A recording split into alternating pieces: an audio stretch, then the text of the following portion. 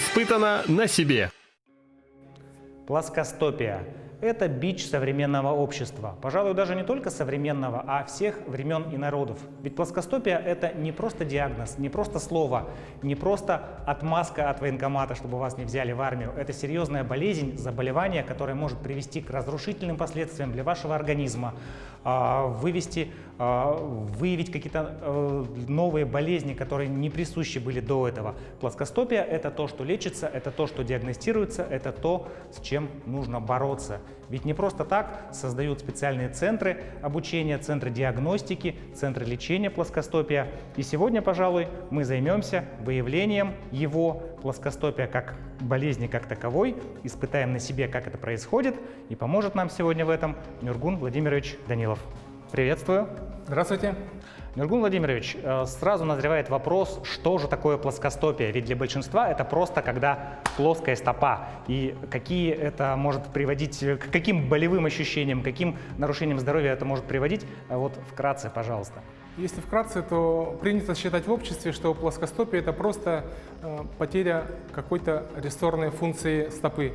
Но по факту это не только, даже не сколько потеря рессорных функций стопы, это в большей степени уже деформация самого опорно-двигательного аппарата, которая приводит постепенно, и чем дальше это происходит, с возрастом больше и больше проблемы возникают именно из-за плоскостопия, о которых я вам сегодня расскажу. Отлично. А бывает ли плоскостопия врожденная или приобретенная? Как образуется, как появляется у человека вот эта самая деформация стопы? Ну, медицина говорит, что есть врожденные определенные болезни, да, есть еще какие-то травмы, допустим, полученные в дальнейшем, да. Но я вот по своему опыту скажу, что, скажем, большинство детей сейчас в школе, да, они имеют практически процентов 70 имеют плоскостопие. Оно у них уже, получается, в течение жизни приобретается, скажем, простым способом. Ну, как простой способ? Это начиная буквально с рождения. Есть такое мнение, что плоскостопия может развиться даже на стадии зародыша в утробе матери. Так ли это на самом деле, Нюргун? Есть такая восточная притча, которая говорит, что пришли к мудрецу двое родителей, у которых буквально вчера родился ребенок. И они к нему пришли и спрашивают: «О, мудрейший, скажи нам, что нам делать, чтобы наш ребенок был здоровый, там, умный и так далее, и так далее». На что ему мудрец говорит: «Вы опоздали», говорит. Он говорит: «Как? Насколько мы опоздали?» Говорит: «Вы опоздали на 9 месяцев». То есть суть этой притчи я понял насколько. То есть можно много взять компонентов из этой притчи, но я извлек из этой притчи тот момент, что к беременности, к новому человеку нужно готовиться родителям заранее. То есть не вот буквально мы зачали все. В момент рождения, грубо говоря. То есть задолго до момента рождения оба родителя должны готовиться. Каждый по-своему должен воспитывать себя, укреплять свой организм, готовиться к будущему, к будущей беременности, к рождению ребенка. Да. Не только психологически и так далее, но и физически. То есть мы же биологические существа, и мы должны двигаться. Не зря есть выражение «движение – это жизнь». Да. И то же самое получается плод, который зарождается в чреве матери, он получает все микроэлементы из матери, может получить. Все абсолютно. То есть даже у матери могут там волосы выпадать, зубы портятся, но все плод возьмет, кроме одного элемента – кислорода. Кислород получает только, когда мама дышит. Если мама активная, весь период беременности она ходит, двигается, там, нет никаких осложнений у нее, все замечательно, то тогда плод у нее в норме развивается, в норме развивается, и все у нее получается замечательно будет.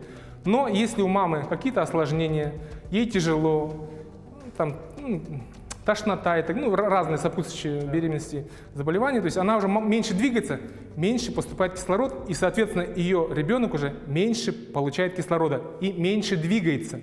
И 100% у него уже будет плоскостопие у этого ребенка. На самом деле, да, это очень действительно интересные рассказы. То есть плоскостопие, казалось бы, да, это вот вроде в обычной жизни это не просто какое-то слово. Плоскостопие, да, плоскостопие. Люди готовы с этим жить. Люди не знают, что его нужно лечить, не знают, что оно может повлиять на массу других каких-то интересных особенностей. Но, как выясняется, плоскостопие – это чуть ли не основа поддержки всего организма. То есть этот организм упирается в конечном итоге в стопы? Если говорить еще проще, у нас, как бы скажем, стопы являются фундаментом нашего организма. Да.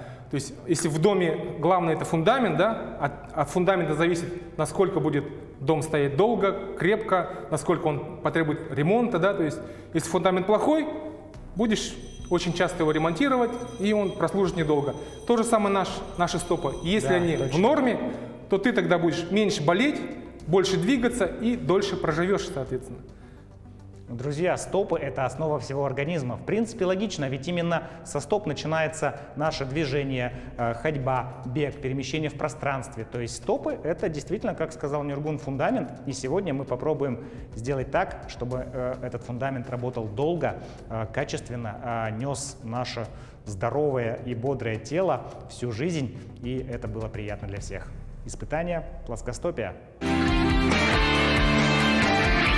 Испытано на себе. Ну что ж, не терпится на себе испытать, продиагностировать свои ноги. Для этого, безусловно, нужно будет раздеться, потому что аппарат снимает обнаженную стопу. В данном случае напоминаю, что это передача «Испытано на себе», канал Якутия-24, и сегодня мы будем диагностировать плоскостопие. Надеюсь, что его у меня нет, чего и вам желаю. А так ли это, выясним через минутку. Так. Для диагностики плоскостопия не нужно никаких подготовительных мероприятий, достаточно просто разуться, не нужно ничего принимать. Вот наши ножки в тонусе, надеюсь, что все будет прекрасно, но для того, чтобы полноценно провести диагностику, нам нужно забиться в базу. Сейчас мы увидим, как это происходит на компьютере. Сейчас запускаем.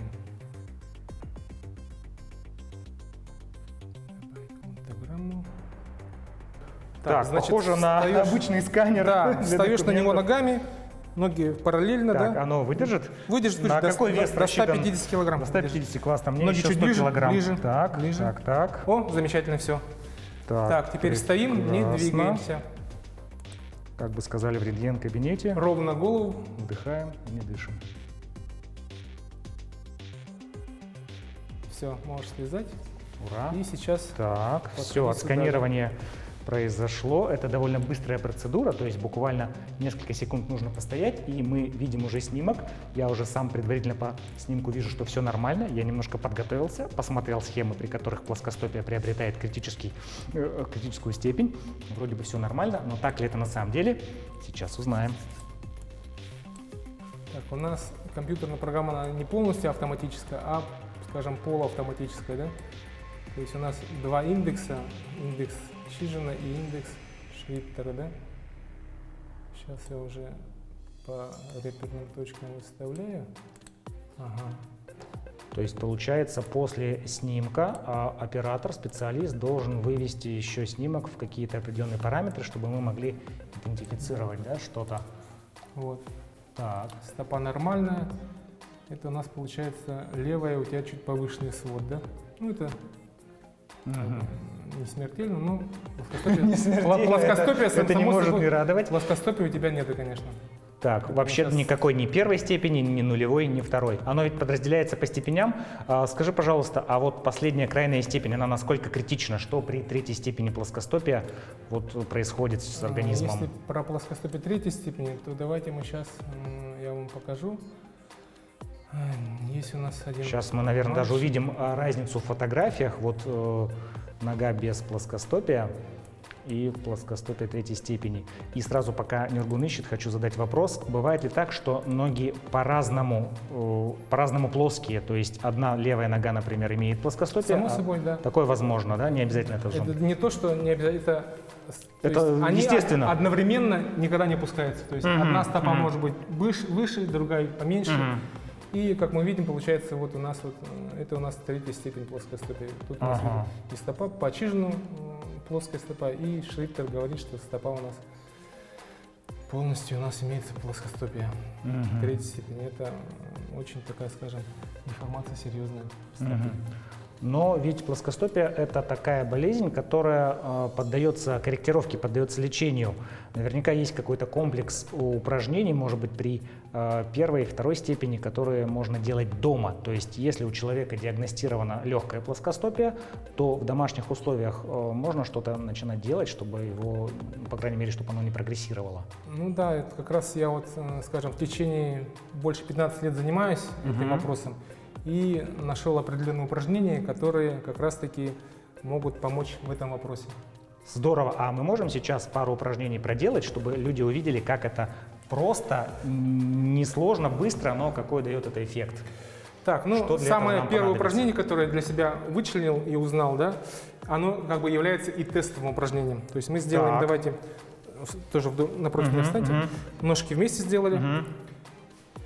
Давайте назад чуть, да. Садимся на носочки, спина прямая. Так. Как раз это упражнение вы делали на скалодроме, видели. Точно. Это потому что я во второй школе работал, и это упражнение показывал. То есть плечи развернули, Так. коленки тянутся вперед параллельно полу. Ручки можно или на коленки положить, детям я говорю, или Можно вперед. вытянуть. Ну, Либо по-разному. в То есть, сторону. да. Хорошо. И сидим в этом положении. Если в этом положении ребенок просидел 1 минуту, то это говорит о том, что у него стопы в хорошем состоянии. И, соответственно, все вышестоящие отделы, голеностоп, колено, таз, позвоночник находятся в хорошем состоянии. То есть, поэтому я могу в этом положении стоять. То есть это базовый Если- какой-то метод. Да. Если ребенок начинает, как только в это положение садится, начинает Вот тут же как-то, да, шатать, и вот теряет теряет, к сожалению, таких детей большинство, они буквально даже, многие очень даже не могут в это положение сесть. Многие сидят буквально 5-10 секунд и тоже начинают начинает шатать. перекашивать. И это же упражнение, оно является, как бы скажем, базовым упражнением для укрепления стопы. То есть в этом положении у меня все мышцы отключены, работает именно стопа. Да, вот я прям чувствую, Вся когда масса мы тела давит именно на стопу и нагружается именно стопа. Если мы посмотрим, вот подойдем туда, да? Да, сейчас мы подойдем, посмотрим более детально. Я хочу просто сказать, что, смотрите, простое базовое упражнение, которое можно производить и дома для проверки, ну, хотя бы какого-то вот подозрения на плоскостопие. Берете своего ребенка, берете свою семью самостоятельно, садитесь на носочки вот таким образом. У меня хрустят суставы. То но есть это я не вот, относится если к можно плоскостопию. как проверять, подходишь сзади и вот спину поправляешь. Вот. Так, да, чтобы прямая Чувствуешь, была что спинка. нагрузка Ну, появилась? чуть да? потяжелее стало, да. Чуть, да. если вперед наклоняешься, сидеть уже легче, Да. нагрузки меньше. Да. То есть тоже эффективно, но пользы меньше. Поэтому стараться нужно плечи именно развернуть, коленки тянешь вперед, и Вытягиваются. нагрузка идет именно на стопу. Вот таким образом можно в любых домашних условиях осуществить раннюю диагностику. Ну и количество подходов тоже, то есть выбираешь уже от собственного состояния физического. Я начинал, скажем, буквально с 15 секунд. То есть 15 секунд сидишь, 15 секунд отдыхаешь, 15 секунд снова работаешь. И 3 подхода. Раз в день достаточно. То есть это в каком-то роде еще и упражнение, которое это уже физическое, потом- как зарядка. потом То есть элемент, упражнение. можно сказать, в зарядку можно включать. Прекрасно. Что ж, сейчас мы немножко углубимся в особенности строения тела человека. В частности, это ступней, стоп, где Нюргун Владимирович расскажет о том, как же они работают, как они держат наш организм, что с ними нужно делать, что бывает, если это запускать. Будет интересно. Испытано на себе. Сухоблинский говорил, что ум ребенка находится на кончиках пальцев. Я хотел бы заметить, что здоровье ребенка находится на кончиках пальцев ног. Почему я считаю, что это так? То есть вот на слайде мы видим нашу стопу, которая состоит из 26 костей, 33 сустава, 19 мышц и более 100 сухожилий, связок. То есть мы видим, что это вот внешняя часть, это внутренняя часть, это стопа, да? То есть у нас практически все это состоит из сухожилий. Сухожилия – это очень крепкое вещество, из коллагена, из микрофибрил состоящее. Оно очень крепкое настолько, что крепче мышечных волокон по модулю Юнга, я дальше скажу, в 178 раз. Это очень большая, как бы скажем, разница, да, очень большая разница, которая как раз-таки почему наши стопы могут выдерживать весь наш вес. Наш фундамент очень крепкий, просто нужно его очень правильно тренировать, и тогда будет вам счастье. Так, на следующем слайде мы видим рентгенограмму стопы, где показано, что в норме стопа должна иметь 39 мм. Первая степень плоскостопия – это когда свод опускается на 4-14 мм. Вторая степень, когда свод опускается на 15-22 мм. И третья степень – это свыше 22 мм. Сейчас есть у нас нейросеть, и я вот ей задал такой вопрос, она мне нарисовала скелет человека. Это у нас опущение стопы на 22 мм. То есть у нас какая деформация произошла в скелете? Отмечено голеностоп, коленные суставы, тазобедренные, позвоночник, плечевой сустав, локтевые и даже кисти рук, оказывается, могут деформироваться. Вот еще один рисунок, который нейросеть мне нарисовала. Здесь уже красным обозначено. Тоже мы видим стопу красным, колени красным, таз, позвоночник, шея, плечевой сустав, локтевые немножко суставы. На этом слайде, который мы видим, то есть в норме у нас должна быть все находиться в прямом состоянии. И при плоскостопии у нас мы видим, что сбивается голеностоп, колено, таз, позвоночник. Это у нас стопа, первая часть, которая деформируется. Да? Под воздействием неправильным стопы у нас появляется такая вальгусная деформация большого пальца. И поперечное плоскостопие у нас, получается, это у нас в норме, да? И при поперечном оно у нас тоже уходит. Здесь мы видим голеностопный сустав. Тоже в норме, получается, у нас вот прямо стоят. При варусной деформации они изгибаются наружу, а при вальгусной вовнутрь. Деформация коленных суставов. Тоже мы видим нормальные колени. Это у нас варусные колени. И вальгусные, они уходят вовнутрь. Это значит, тоже это у нас нейросеть описала всевозможные деформации, последствия, которые возникают при этих деформациях. Следующий слайд у нас деформация уже тазобедренного сустава. Тут у нас есть два понятия: угол антерверсии вертлужной впадины и угол открытия головки бедра, угол наклона вертлужной впадины. То есть если у нас при нормальной антерверсии у нас стопа, это взгляд сверху, стоит прямо, при увеличенной антерверсии стопа отклоняется наружу, а при ретроверсии стопа заходит вовнутрь. То есть у нас походка как вот медвежий, да, косолапец. И тоже вот у нас уже кость показана, она уходит, тоже угол изменяется. Так.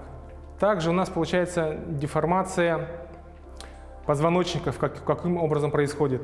Сколиоз у нас 4 степени, угол искривления горба, это у нас когда наклоняется, видно, да, до каких моментов это может доходить. И у нас уже получается кифоз и лордоз.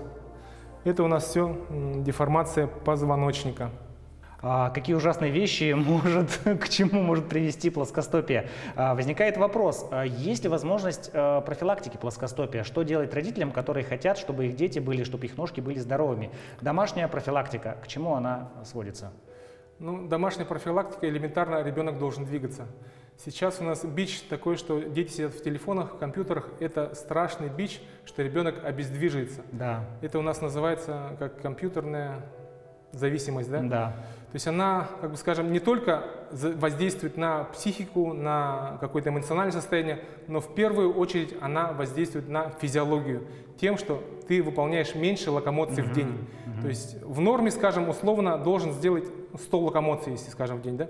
То человек, который сидит в планшете, в телефоне, он сделает уже как минимум 50 локомоций, то есть он меньше на порядок сделает. И во время роста ты должен, двигаясь, естественным образом укреплять свое тело, мышцы, связки, сухожилия. И твой вес растет, и все это естественным образом укрепляется. И если ты не двигаешься, вес растет, а тело-то не укрепилось. Не готово к таким нагрузкам. И вся нагрузка, получается, падает уже на стопы, которые тоже не укрепляются. И чем меньше ты двигаешься, тем хуже стопа будет у тебя. Ну, то есть, по сути, простой факт, движение – это жизнь, это не лишено никакого смысла, это самое актуальное, Правильно. что может быть. Вот я знаю, многие в детстве заставляют детей, ну, даже не то, что заставляют, а есть такая практика ходить босиком, по камешкам, по травке, по каким-то вот таким штукам. Вот насколько это может предотвратить прогрессирующее плоскостопие? Ну, вот эти профилактические мероприятия, они очень давно, то есть у меня у самого тоже плоскостопие в детстве было, и эти же упражнения, ходить по камешкам, поднимать карандашик, да, вот тогда мяча теннисного не было, да. не было этого, да, то есть я это все делал, но плоскостопие у меня было, то есть эти упражнения, они неэффективны, и в дальнейшем я расскажу, почему они неэффективны. Так, это уже интересно. Смотрите, то есть получается недостаточно просто ходить босиком, недостаточно просто делать какой-то массаж, или массаж все-таки он имеет какое-то воздействие? Массаж, он полезен тем, что он разгоняет кровь, и как бы кровоснабжение очень важный элемент, то есть эти стопы у нас, они гораздо ухудшается кровоснабжение, когда они, ну, то есть мало двигаются, и тоже это очень влияет. Массаж, конечно, полезен, он хорош, но он только снимает симптомы, он не решает проблему. То есть это должен быть комплекс каких-то мероприятий, которые включают в себя и массаж в том числе. Чем хуже у тебя состояние стоп, тем больше нужно элементов включать в работу. Понятно. А вот возрастная такая вот планка чаще всего выявляется по вашей практике в детском возрасте? Или, может быть, вот приходят люди, как мы, на диагностику, и выясняется, что человек 40 лет жил-жил, не подозревал, а у него вот плоскостопие. Как по возрасту это коррелируется? Ну, как говорят, нет здоровых людей, нет просто недообследованных, да?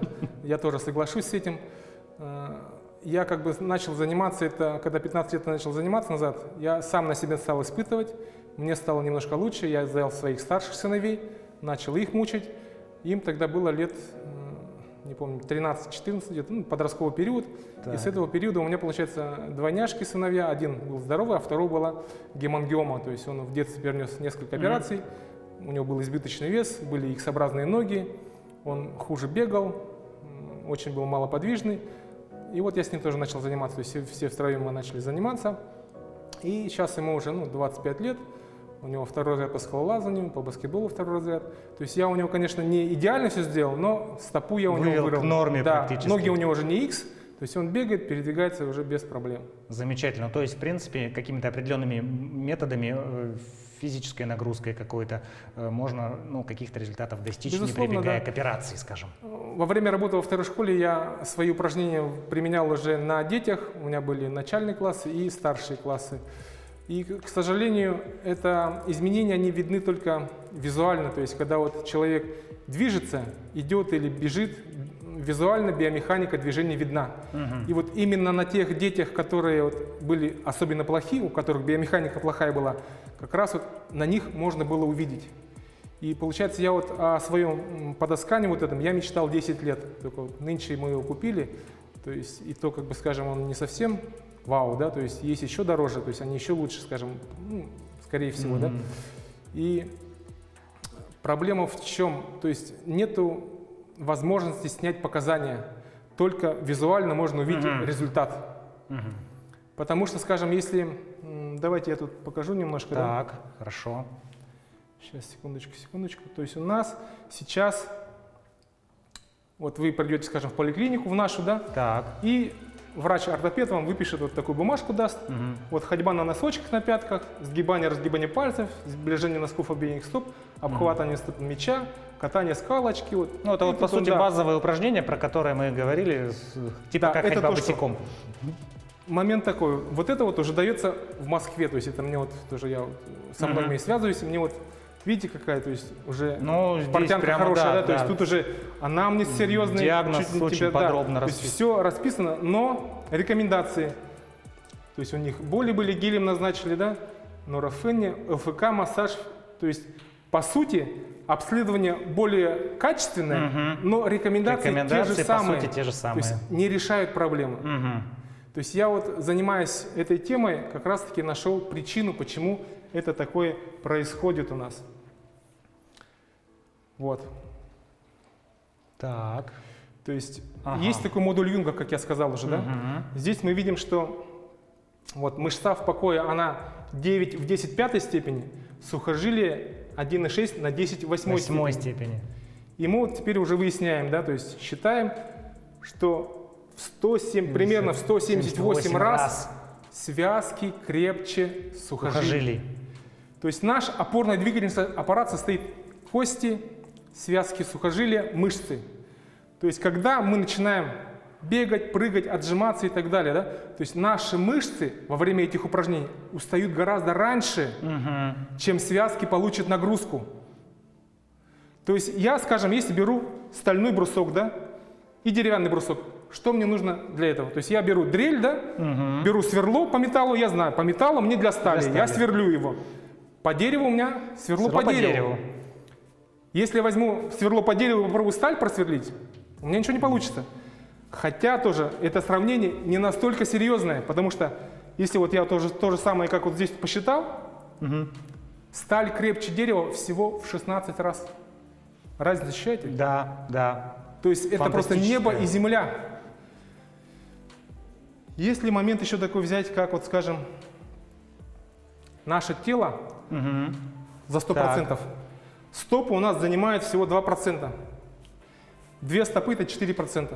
Это от общего веса тела. От общего веса. То есть у нас, грубо говоря, 4 килограмма держит 96 килограммов. Но есть еще момент такой. Если я встану на носочки, то есть это будет буквально 1% держит 99%.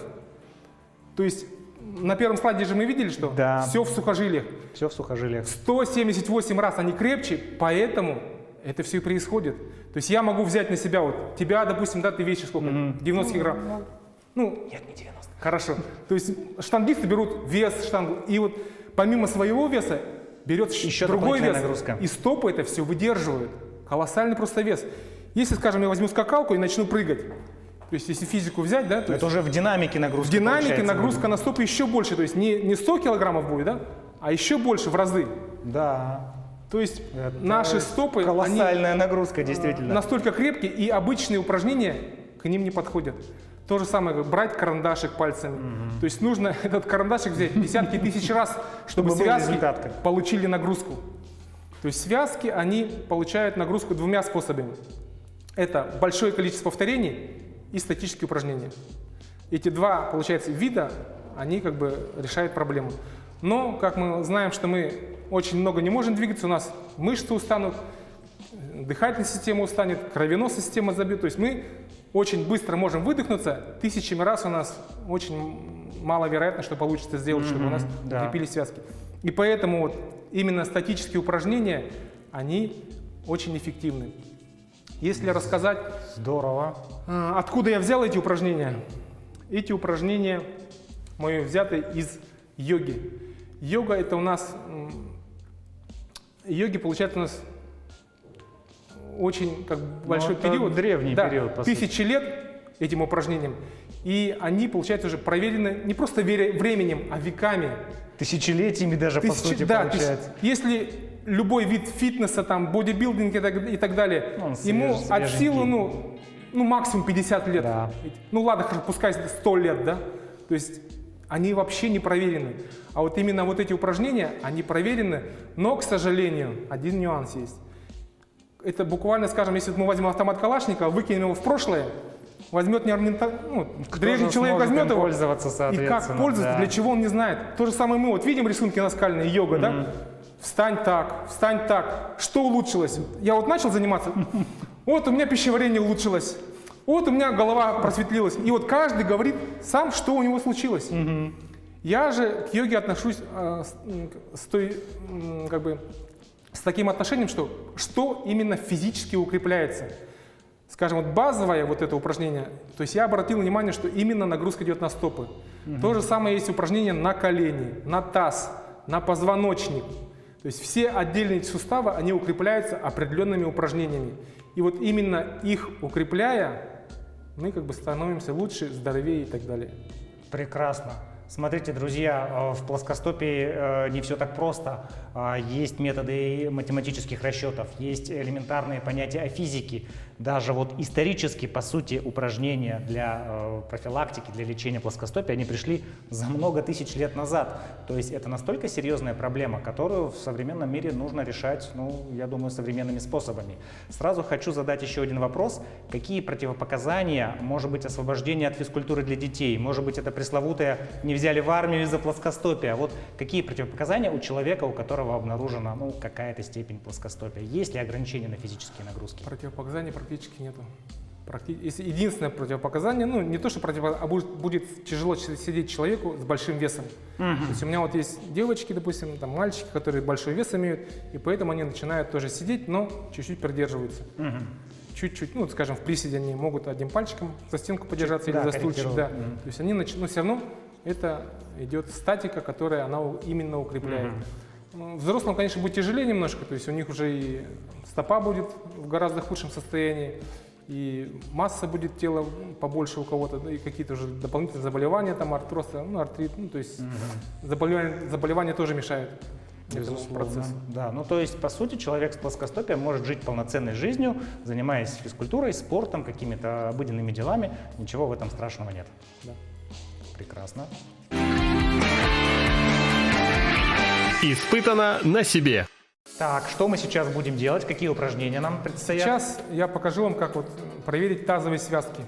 Так. Для этого берется, значит, у нас поза называется боковая планка. В этом положении нужно простоять человеку. Но обычно, когда вот человеку тяжело стоять, он ставит или ногу вперед, или сгибает. Но вообще в лучшем случае ногу можно поднимать. Это еще, значит, больше показатель, что тазовые связки в Мне хорошем кажется, это состоянии. что-то из области нереального, из области цирковых каких-то штуковин. Вот, например, боковая планка. Так. Да, это не просто. Таз чуть подними, руку вверх, смотришь на руку. Хорошо. Да, друзья. Ощущение в тазу, да, есть? Ну, есть, да. Таз согласен. давит. То есть это Да. То есть, ну, по крайней мере, я не падаю пока. То есть если тяжело стоять, то ноги можно вперед. вижу. Или если очень тяжело, то тогда можно согнуть ногу. Не, все нормально. А сколько секунд так нужно стоять? Ну это тоже упражнение, то же самое по секундам. 15. Хочется сказать, делайте это каждый день, и ваша спина не будет болеть. Нет, для спины другое упражнение. Прекрасно, да. Именно для позвоночника другое упражнение. Вот смотрите, наша лекция о плоскостопии перешла в такую зарядку динамическую. Ну, это здорово, это радует, когда можно на съемках размяться. Что еще? Не терпится? Упражнение именно для позвоночника. Это вот, ну, упрощенный вариант. Это поднимаем руку и ногу. В этом положении у нас получается, именно получает нагрузку позвоночник. То есть это в одну сторону, это в другую сторону.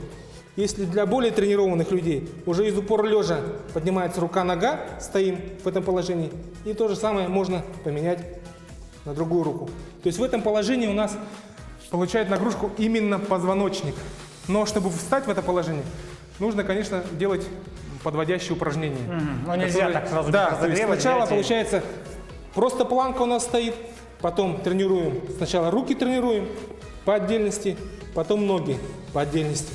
Ну а для детей я делаю упражнения вот на четвереньках. Они сразу поднимают руки и ноги.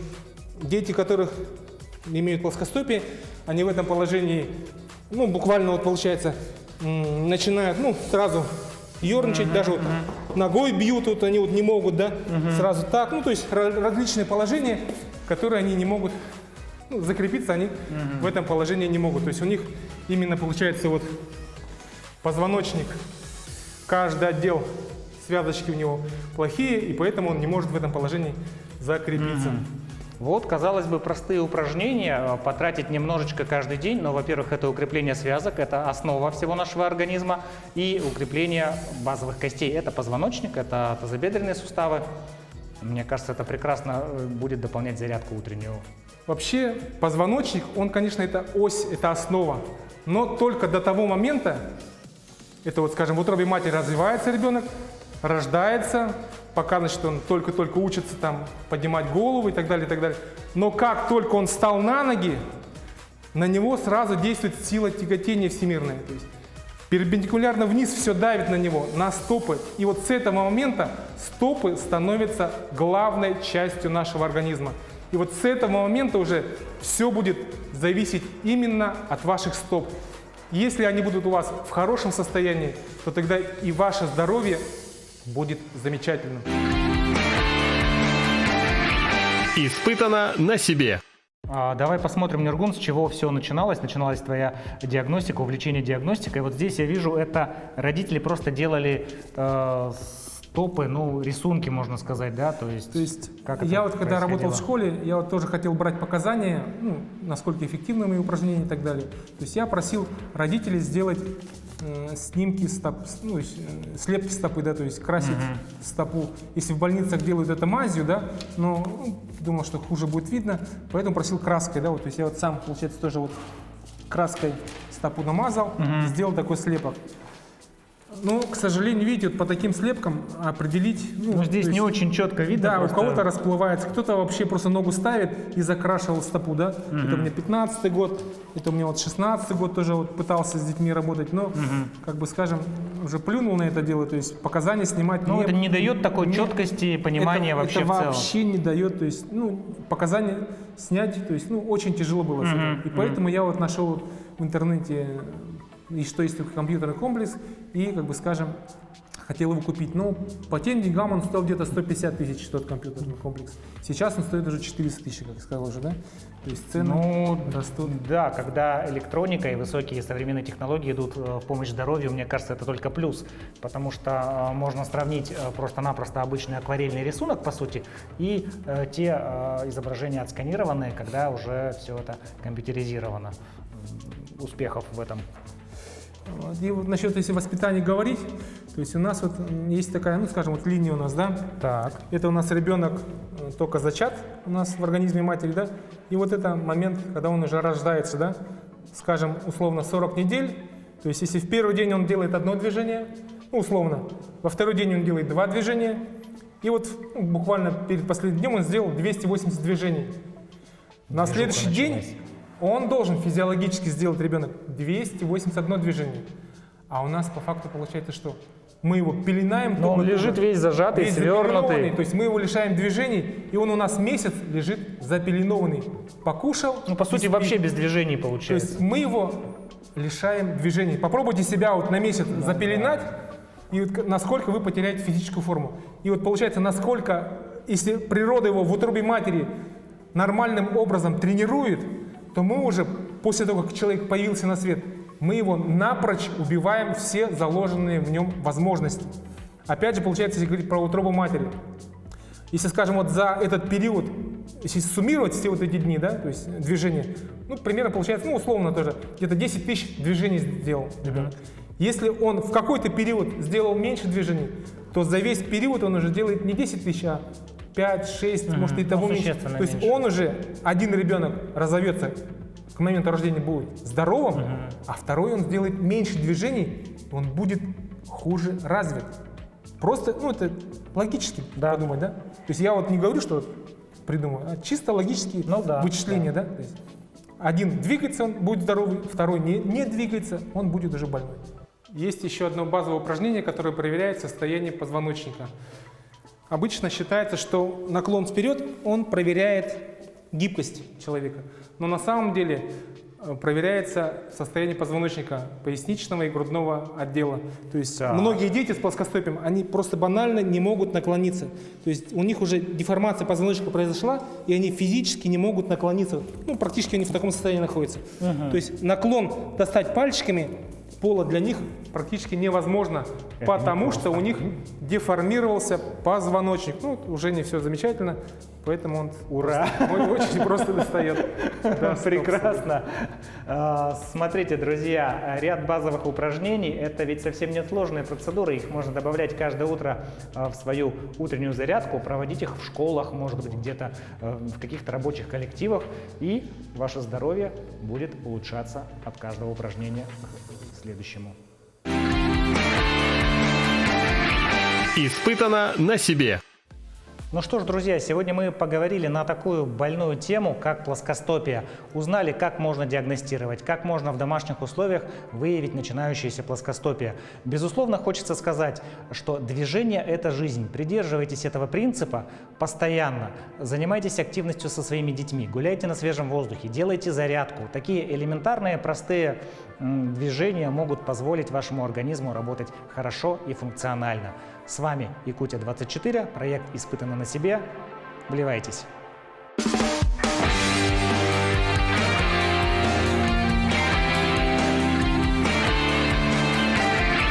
Испытано на себе.